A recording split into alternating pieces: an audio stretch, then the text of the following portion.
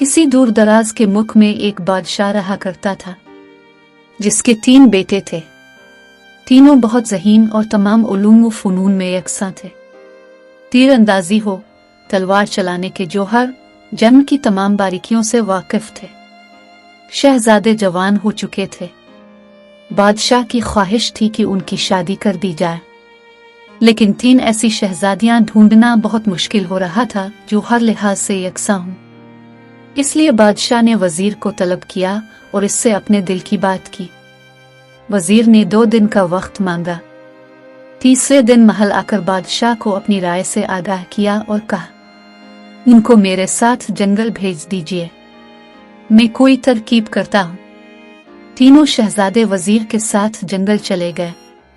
वहां एक दरख्त के पास जाकर वजीर ने कहा, तुम तीनों अपनी कमान से तीर चलाओ। जहां भी वो जिस मुल्क की तरफ जाएगा वहां की शहजादी को शादी का पैगाम भेज दिया जाएगा। तीनों शहजादों ने कमान में तीर लगाकर छोड़ा। बड़े बेटे का तीर तुर्की की एक बहुत बड़ी रियासत की तरफ पाया गया। दूसरे बेटे का तीर दक्कन की रियासत की तरफ पाया गया। तीसरे बेटे ने जो तीर चलाया वो एक पेड़ पर बैठी बंदरिया के पास पाया गया। वो पेड़ से उतारी गई और तय ये हुआ कि छोटे बेटे की शादी इसी बंदरिया के साथ की जाएगी। शहजादा बहुत दुखी और शर्मिंदा था, मगर मजबूरी थी, पहले बच्चे वालिदैन की बात नहीं टालते थे, इसलिए वो खामोश हो गया। सब शहजादों की शादियां बड़ी धूमधाम से हुई। दोनों मुल्कों की शहजादियां महल में आ गईं, मगर तीसरे छोटे शहजादे की ख्वाहिश पर अलग महल का इंतजाम किया गया। दोनों बड़े शहजादे अपनी रानियों के साथ खुश और खुर्रम जिंदगी गुजारने लगे, मगर छोटे शहजादे के पास तो दुल्हन के नाम पर एक बंदरिया थी। वो बहुत परेशान और शर्मिंदा रहता था। एक दिन बादशाह और मलिका ने कहा कि वो अपनी बहुओं का सलीका देखना चाहते हैं, इसलिए उन्हें रुमाल करने के लिए दिए गए। दोनों बहुएं अपना हुनर दिखाने के लिए मेहनत से रुमाल पर फूल बूटे बनाने लगी। छोटे शहजादे को बहुत शर्मिंदगी हुई, मगर जब बंदरिया ने इससे पूछा तो इसने ये बात बता दी। बंदरिया ने शहजादे को रुमाल लाने को कहा। जब सबके रुमाल बनकर तैयार हुए तो बादशाह और मलिका की हैरत की इंतहा ना रही। सबसे खूबसूरत कढ़ाई छोटे शहजादी की बीवी ने की थी, जबकि वो एक बंदरिया थी। चंद दिन बाद बादशाह और मलिका ने कहा कि वो बहुओं के हाथ का बना खाना खाना चाहते हैं। दोनों बहुएं तैयारी में लग गई, मगर छोटा शहजादा अफसुर्दा हो गया। बंदरिया ने कहा, कोई बात नहीं, मैं खाना पका दूंगी, अब भिजवा दीजिएगा। तमाम शहजादियों के पकाए हुए खाने तख्त पर लगा दिए गए। दोनों दुल्हनों के खानों की बहुत तारीफ हुई।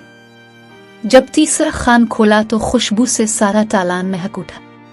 खाने इस कदर खूबसूरत और रंगीन थे कि सबकी नजरें उन पर बंध गई। जब वो खाना बादशाह और मलिका ने खाया तो वो तारीफ किए बगैर ना रहे।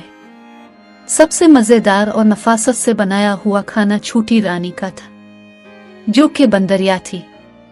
मलिका और बादशाह को एक बार फिर सब दुल्हनों को एक साथ देखने का दिल चाहा। इस पर छोटा शहजादा रो पड़ा।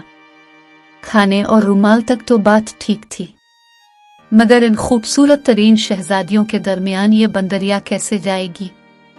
बंदरिया के पूछने पर शहजादे ने सारा माजरा कह डाला। छोटी बहू ने तसल्ली दी और कहा, शर्त यही है कि आप वहां ना जाइएगा, मैं डोली में बैठकर अकेले ही जाऊंगी। शहजादा पहले ही शर्मिंदा था, फौरन मान गया। पहले बड़ी दुल्हन सामने आई। वो बहुत खूबसूरत लड़की थी, गुलाबी लिबास में बहुत सज रही थी। दरमियानी दुल्हन ने हरा लिबास पहना था और बहुत सारे जेवरात से आरास्ता थी। फिर डोली से छोटी दुल्हन को उतारा गया। इसके गोरे सफेद पांव में पाजेबें जगमगाए, और जब उसने चादर उठाई तो मलिका और बादशाह इसको देखते ही हैरान रह गए। गहरे सुर्ख रंग में एक नगीना की सूरत इसने झुक कर सलाम किया। इसके बालों में अफशां चमक रही थी।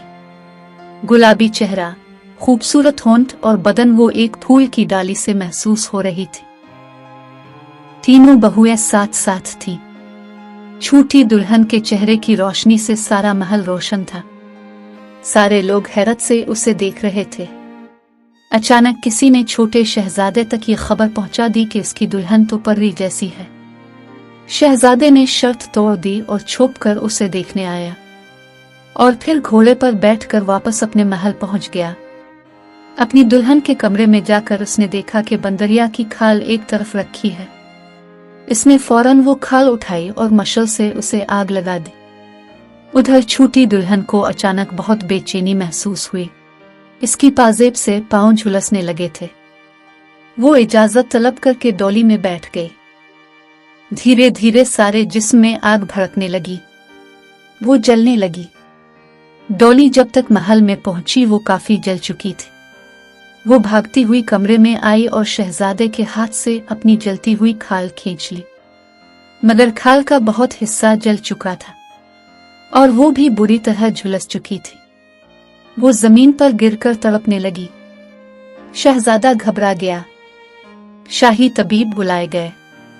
सब ने इलाज की कोशिश की मगर जलन किसी तौर कम न हुई। दूसरे मुल्कों से भी तबीब आए मगर उसकी जलन कम न कर सकी। शहजादा बहुत शर्मिंदा था और परेशान भी।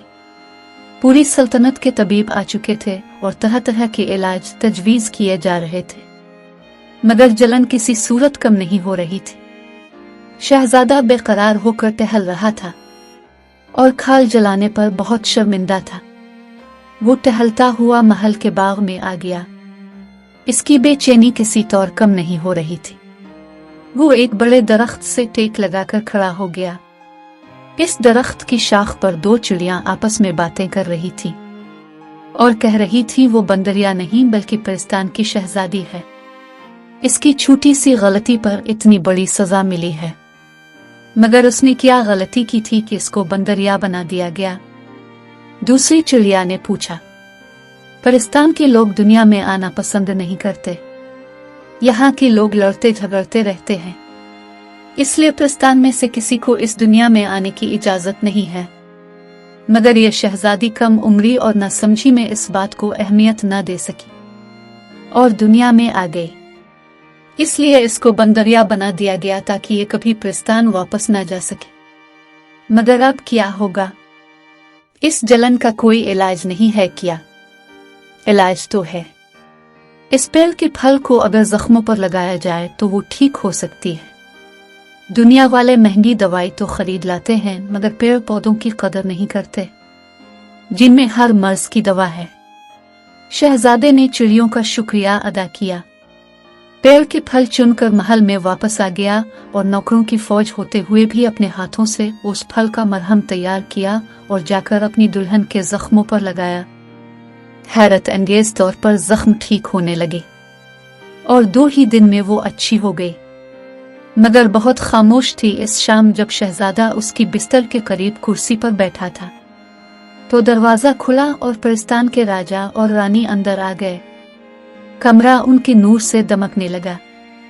शहजादी जल्दी से उठी और उनके कदमों में बैठकर रोने लगी और मुआफी मांगने लगी।